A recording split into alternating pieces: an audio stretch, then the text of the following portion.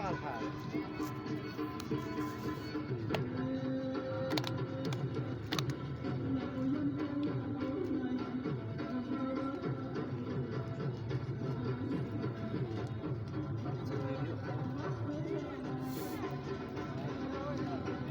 Kızına garip bir mama. Savurmak taşırsan ha. Zdam bile kavo. Yanda vakti kurulurlarına. Savurmak taşırsan.